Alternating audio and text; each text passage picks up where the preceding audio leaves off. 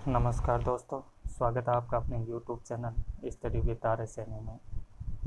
दोस्तों, राजस्थान जीके की objective type question की सीरीज़ पार्ट नंबर 2 लेके आए हम। इससे पहले पार्ट नंबर 1 हमने बनाया था। यदि उसको अब तक आपने नहीं देखा है तो उसका लिंक मैंने डिस्क्रिप्शन बॉक्स में दे दिया है, आप वहाँ जाके भी उसको देख सकते हैं। दोस्तों, आज का हमारा टॉपिक है वन संपदा पर, और इसका हम 52 क्वेश्चन हल करेंगे, ऑब्जेक्टिव टाइप के क्वेश्चन।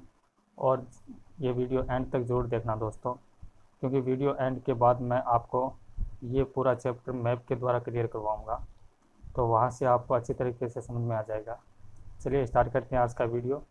आज का हमारा पहला क्वेश्चन है, राजपूताना में वनों के संरक्षण एवं उनको विकसित करने की दिशा में बनाए गए संरक्षण कानूनों में कौन सा सम्मिलित नहीं है। तो यहाँ पे सम्मिलित नहीं की बात कह रही है दोस्तों, कौन सा सम्मिलित नहीं है। तो देखिए, मारवाड़ शिकार नियम 1921 ये सम्मिलित है।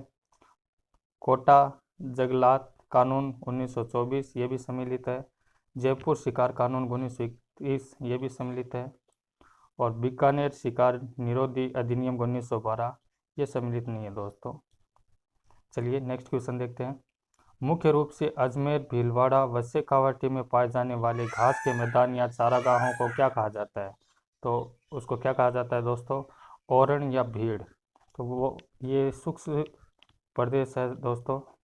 यहाँ पे जो जलवायु है वो गर्म पाई जाती है। यहाँ पे कंटीले वन झाड़ियाँ आदि है, तो इसलिए यहाँ पे उस क्षेत्र को हम ओरण या भीड़ वाला क्षेत्र भी कह सकते हैं, क्योंकि शुष्क प्रदेश में गर्म जलवायु पाई जाती है। नेक्स्ट क्वेश्चन देखिए, गोंद के रूप में लाख की प्राप्ति होती है। गोंद के रूप में लाख की प्राप्ति कैसे होती है दोस्तों, पीपल से भी, बेर से, गुल्लर से, यानी इन सभी से। हमारा राइट आंसर डी है। नेक्स्ट क्वेश्चन देखते हैं, वह घास जिससे सुगंधित तेल प्राप्त किया जाता है। तो वह घास कौन सी है दोस्तों, वह घास है बूर। ठीक है, चलिए नेक्स्ट क्वेश्चन देखते हैं। अगला हमारा क्वेश्चन है दोस्तों, राजस्थान में आयुर्वेदिक पौधा अमलतास पाया जाता है, जिस पर पीले फूल आते हैं तथा जिसको पानी में उबाल कर पीने से पेट का दर्द ठीक हो जाता है, को स्थानीय भाषा में क्या कहा जाता है। तो उसको स्थानीय भाषा में क्या कहा जाता है दोस्तों, बंदर लोरी और गुरमाला के नाम से उसको जाना जाता है। ठीक है, बंदर लोरी गुरमाला। आई थिंक ये आपको क्लियर हुआ। नेक्स्ट क्वेश्चन देखते हैं दोस्तों। अगला हमारा क्वेश्चन है, राजस्थान में अमलतास जड़ी बूटी को टीबी, दमा, कैंसर में उपयोगी माना जाता है। इसे लैटिन भाषा में किस नाम से जाना जाता है। तो इसे लैटिन भाषा में दोस्तों कोशिया फिस्टुला के नाम से जाना जाता है। ठीक है दोस्तों, राइट आंसर बी है। चलिए नेक्स्ट क्वेश्चन देखते हैं। अगला हमारा क्वेश्चन है, शतावरी पौधा जिसकी जड़ पुरुष वर्धक व महिलाओं में दूध वर्धक होती है को लैटिन भाषा में क्या कहा जाता है।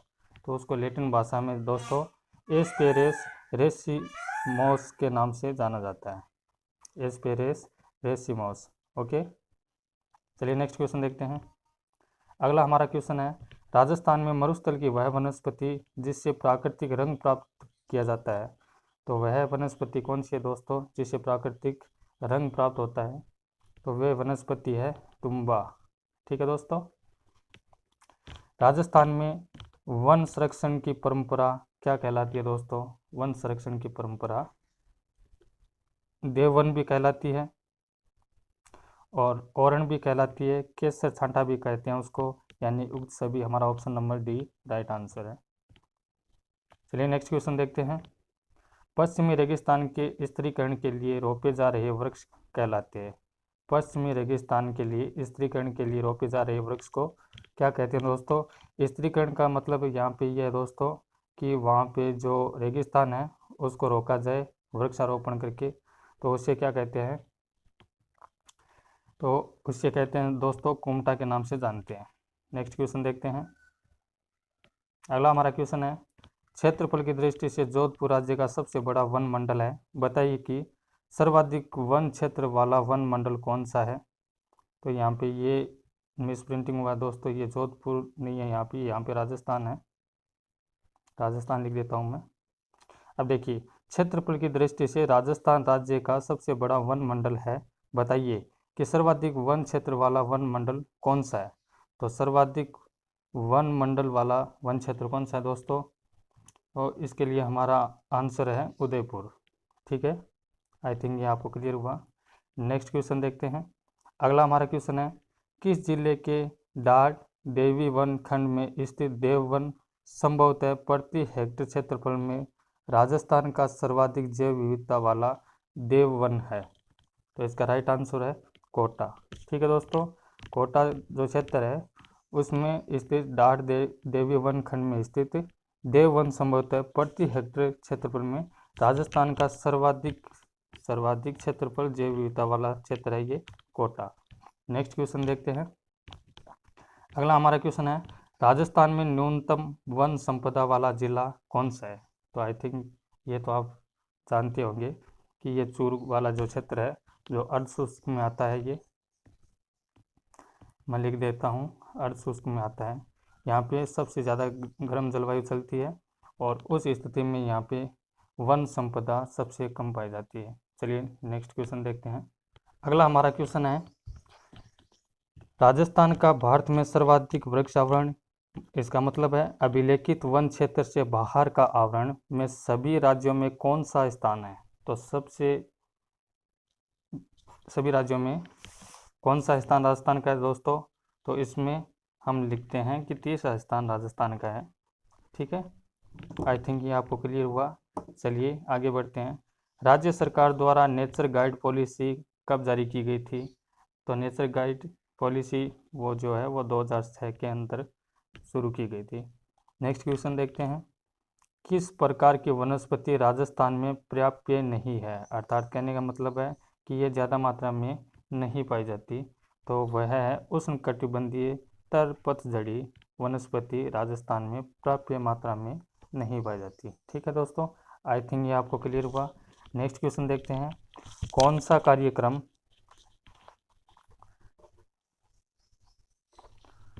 सा कार्यक्रम जापान के OECF या JBIC के आर्थिक सहयोग से शुरू किया गया था? ये जापान की 2 शाखाएं हैं दोस्तों, उसके द्वारा राजस्थान में ये कार्यक्रम शुरू किया गया था।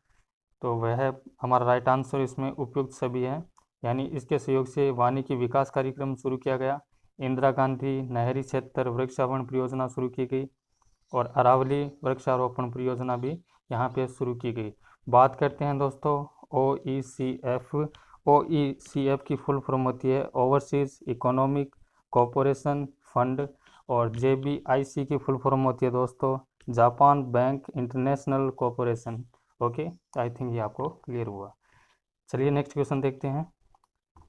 अगला हमारा क्वेश्चन है, निम्न में से औषधीय पौधा गूगल की खेती हेतु प्रस्तावित क्षेत्र कौन सा है?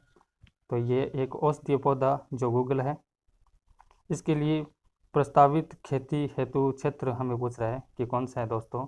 तो इसके लिए आप संबल बीहड़ क्षेत्र बता सकते हैं, हमारा राइट आंसर बी है। चलिए नेक्स्ट क्वेश्चन देखते हैं। राजस्थान में शुष्क सागवान के वन मुख्यतः कहाँ पाए जाते हैं? तो शुष्क सागवान के वन राजस्थान के कौन से क्षेत्र में पाए जाते हैं दोस्तों? तो इसका राइट आंसर है बांसवाड़ा। ठीक है दोस्तों, नेक्स्ट क्वेश्चन देखते हैं। यहाँ पे एक कहावत दी गई है, दाम लिया लागे दाग टुकड़ो देवी न दान सिर साटे रुख रहे तो ही सस तो दान। ठीक है, यह कथन किसका है? तो ये कथन दोस्तों अमृताबाई का है, जिन्होंने खेजड़ी आंदोलन में अपना बलिदान दिया था। ठीक है दोस्तों, व्याख्या देखते हैं, इसकी एक्सप्लेन करते हैं।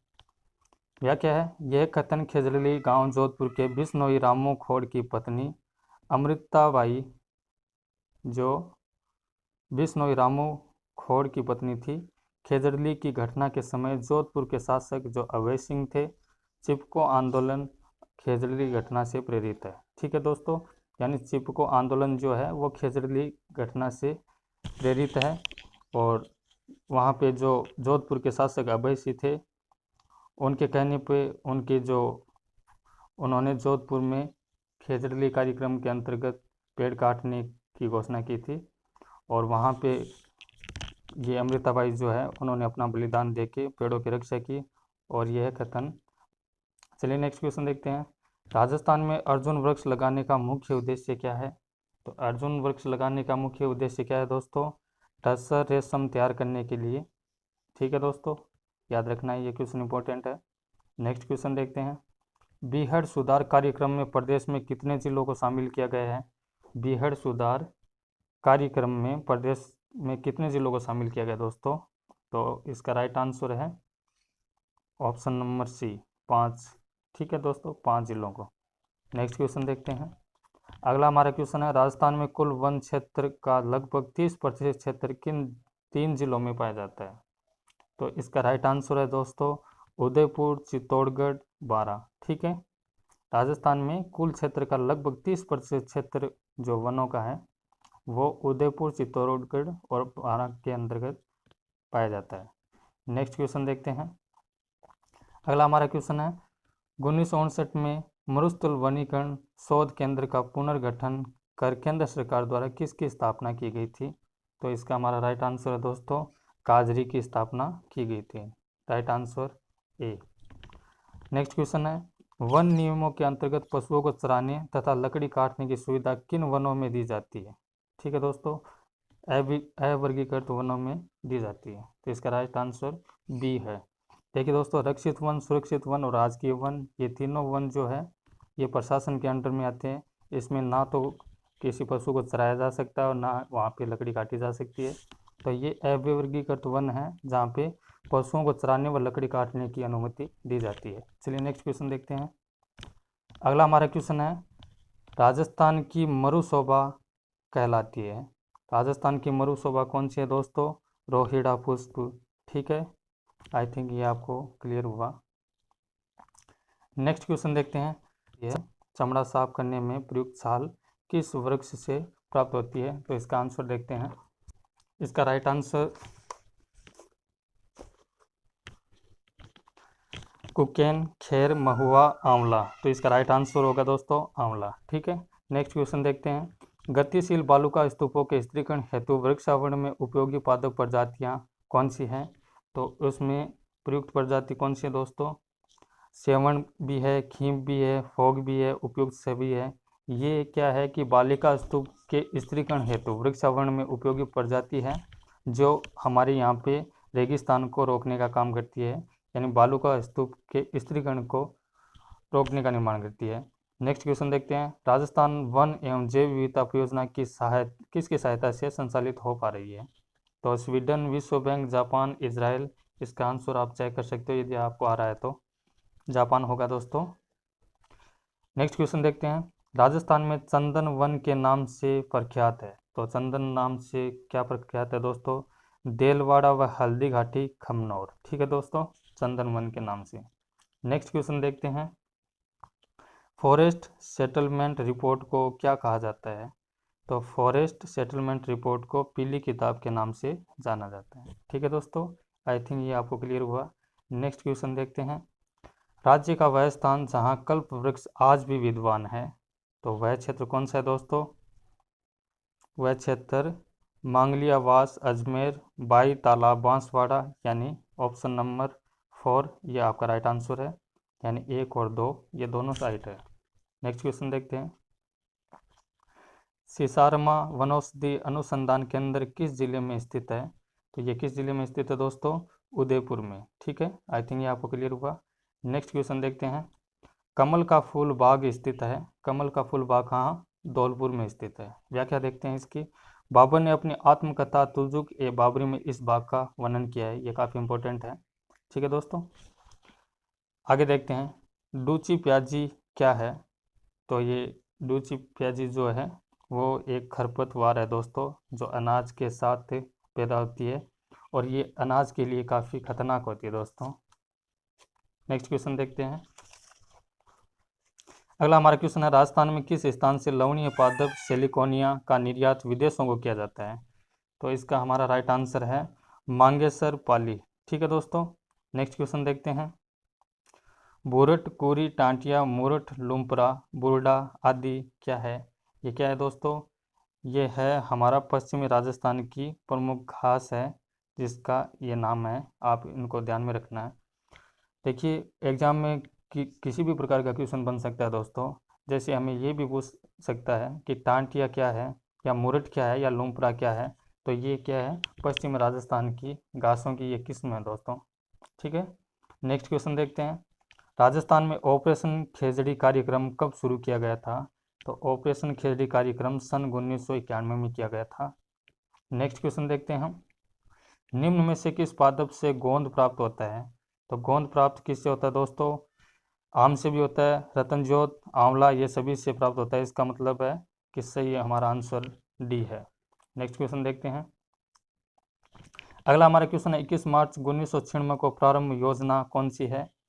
तो 21 मार्च 1996 में कौन सी ये जो परियोजना शुरू की गई थी दोस्तों? ये हमारा जनता वन योजना शुरू की गई थी। देखिए इसकी व्याख्या करते हैं। 21 मार्च 1996 को राज्य सरकार द्वारा विश्व में वानिकी दिवस के अवसर पर वृक्षारोपण की जनता व वन योजना प्रारंभ की गई। जनता पेडॉक्स क्या है? राजस्थान में सर्वप्रथम जनता पेडॉक्स की क्रियान्विति का श्रेय भीलवाड़ा जिले को है। साझा वन प्रबंधन की अवधारणा जनता पेडॉक्स कहलाती है। ठीक है दोस्तों, यानी साझा वन की अवधारणा जो है वो जनता पेडॉक्स के नाम से जानी जाती है। नेक्स्ट क्वेश्चन देखते हैं। राज्य के रेगिस्तान क्षेत्र का पौधा मोपेन, जो ये शुष्क जलवायु में पाया जाता है दोस्तों, शुष्क जलवायु में। ठीक है, मूलतः किस देश का है? तो इसका राइट आंसर है दोस्तों जिम्बाब्वे का। ठीक है दोस्तों, जिम्बाब्वे। चलिए नेक्स्ट क्वेश्चन देखते हैं। अगला हमारा क्वेश्चन है दोस्तों, सक्तफुला के नाम से जाना जाता है। सक्तफुला के नाम से क्या जाना जाता है दोस्तों? तो ये सक्तफुला के नाम से हमारा खेजड़ी को जाना जाता है। ठीक है दोस्तों, कालांतर में खेजड़ी को अकसेजड़ी कहा जाता है। क्वेश्चन एग्जाम में ऐसे भी पूछ सकता है दोस्तों कि अकसेजड़ी किसे कहा जाता है? तो आपको याद होना चाहिए कि खेजड़ी को कहा जाता है। नेक्स्ट क्वेश्चन देखते हैं। किस वृक्ष से दूध का उपयोग नारू रोग के उपचार हेतु किया जाता है? तो ये नारू रोग है दोस्तों, इसके उपचार में कौन से वृक्ष का दूध काम आता है?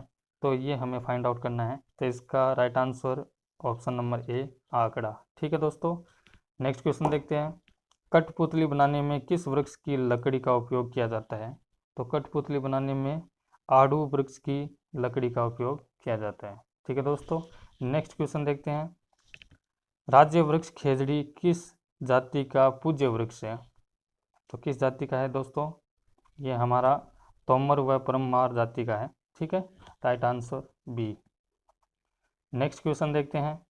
राष्ट्रीय राजमार्गों के किनारे किस वृक्ष का रोपण किया गया है? तो राष्ट्रीय राजमार्ग के किनारे कौन से वृक्षों का रोपण किया गया है दोस्तों? इसका राइट आंसर इजरायली बबूल का रोपण किया गया है। ठीक है दोस्तों, नेक्स्ट क्वेश्चन देखते हैं। अगला हमारा क्वेश्चन है, पश्चिमी राजस्थान में पाई जाने वाली घास की किस्में कौन सी है? तो पश्चिमी जो शुष्क प्रदेश है वहाँ पे कौन सी घास पाई जाती है दोस्तों? तो इसका आपको आंसर फाइंड आउट करना है। यहाँ पे सारी प्रकार की पाई जाती है दोस्तों। इसमें तीनों ऑप्शन ठीक है, सेवण, बुई, दामन, कुरी और टाटिया, खुश, ग्रामणा, मुरट, बुरट, लूमपुरा, सेरण, बुर्डा, ये उक्त सभी ये जो घास है वो पश्चिमी राजस्थान में पाई जाती है। और ये घास की किस्मों के नाम है दोस्तों, आपको अच्छी तरीके से इसे याद कर लेना है क्योंकि एग्ज़ाम में ये बहुत बार बार में रिपीट हुआ है। इसकी व्याख्या करते हैं दोस्तों। देखिए व्याख्या है इसकी। पश्चिमी राजस्थान में अनेक किस्म की घासें पैदा होती है। इसमें सेवण, बुरत, बुई, धामण, कुरी, खुश, टांटिया, ग्रामणा, मुरट, लूमपुरा व बूढ़ा आदि शामिल है। इसमें सेवण प्रमुख घास है। ये जो सेवण घास दोस्तों ये इम्पोर्टेंट है, सेवण घास के बारे में काफ़ी बार एग्जाम में पूछा गया है। आगे देखिए, लूसियूरुस सिंडिकुस के नाम से सेवण घास का ये वैज्ञानिक नाम है, लूसियूरुस सिंडिकुस। ठीक है दोस्तों, आगे देखिए, इसे स्थानीय भाषा में लिलोन के नाम से भी जाना जाता है। पूछा जा सकता है एग्जाम में कि लिलोन क्या है? लिलोन एक घास है। कौन सी घास है? सेवण घास। आगे देखिए, सेवण घास की लंबाई 50 से 135 सेंटीमीटर तक होती है एवं इसका विकास जुलाई से प्रारंभ होकर सितंबर माह तक चलता है। सेवण घास का सर्वाधिक महत्व मरुस्थलीकरण व प्राकृतिक रूप से रोक लगाने में है, यानी अधिक से अधिक मात्रा में ये जो मरुस्थल बढ़ रहा है इसको कम करने की जो स्थिति है वह श्रवण घास के द्वारा की जाती है। आगे देखिए दोस्तों, श्रवण घास का स्थायी आधार इसकी जड़ें हैं। इन जड़ों की गांठों से जीवनदान देती है और जुलाई में फिर उसी प्रक्रिया में आ जाती है। यानी एक बार ये घास खत्म होने के बाद में ये जुलाई माह में वह इसी प्रक्रिया में वापस आने लगती है। श्रवण घास का सर्वाधिक महत्व मरुस्थल के प्रसार और प्राकृतिक रूप से रोक लगाना है। यानी मरुस्थल के प्रसार को रोकती है दोस्तों ये श्रवण घास, इसलिए ये इंपॉर्टेंट मानी जाती है। यानी मरुस्थल है वो कम से कम बढ़े, इससे वन्य जीवों को सुरक्षित प्राकृतिक आवास प्राप्त होते हैं तथा उन्हें खाने के लिए भी ये घास उपयोगी है। यानी पशुओं के खाने के लिए भी ये घास उपयोगी है, क्योंकि ये घास प्रोटीन युक्त है दोस्तों। इसके लिए हम आगे चर्चा करेंगे। रेगिस्तान में चलने वाले तेज़ तूफानी हवाओं के वेग को कम करने और उनके साथ उड़ने वाली रेत को रोककर जमा करने में इसकी प्रमुख भूमिका है। रेगिस्तान में जो आंधियाँ चलती है दोस्तों बहुत सारी, तो उन आंधियों के साथ जो उड़ने वाली रेत है उसको रोकने का भी काम ये श्रवण घास करती है। आई थिंक ये आपको क्लियर अच्छी तरीके से हो गया होगा। चलिए नेक्स्ट क्वेश्चन देखते हैं दोस्तों। अगला हमारा क्वेश्चन है, राजस्थान में खेजड़ी वृक्ष के लिए उपयोग किए जाने वाला स्थानीय नाम कौन सा है? तो खेजड़ी वृक्ष के लिए उपयोग किए जाने वाला स्थानीय नाम कौन सा है दोस्तों? तो इसका राइट आंसर हमारे पास है शिमलो। ठीक है, आई थिंक ये आपको क्लियर हुआ। आगे देखते हैं, राजस्थान में किन वनों का अभाव है? तो कौन से वन ऐसे हैं दोस्तों जिसमें राजस्थान में अभाव है? शकुनधारी नाम के जो वन है उसका राजस्थान में अभाव माना जाता है दोस्तों। आई थिंक ये आपको अच्छी तरीके से क्लियर हुआ।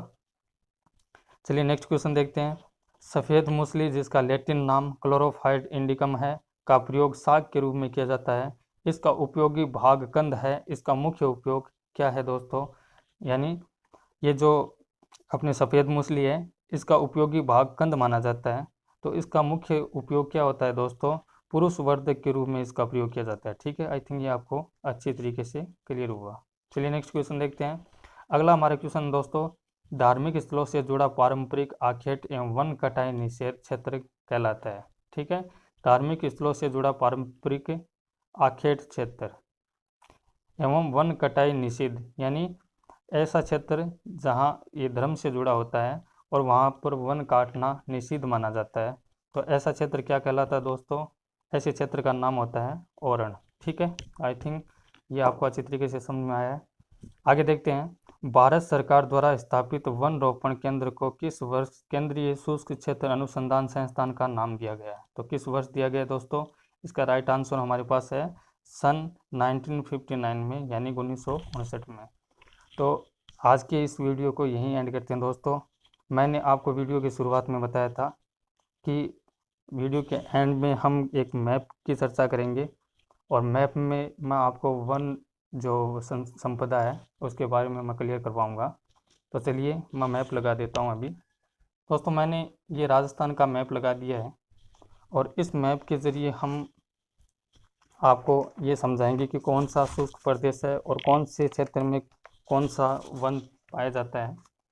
तो देखिए दोस्तों, मैं यहाँ पे अपने राजस्थान को 4 भागों में बांट रहा हूँ, 1 और 2, और ये अपना अरावली क्षेत्र वाला प्रदेश है और अरावली क्षेत्र प्रदेश जो है वो पहाड़ी इलाका है।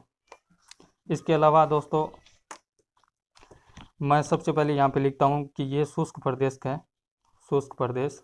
ठीक है, आपको मैप अच्छी तरीके से समझना है। यदि आपको मैप अच्छी तरीके से समझ में आ गया है तो आपको कोई दिक्कत नहीं आने वाली है।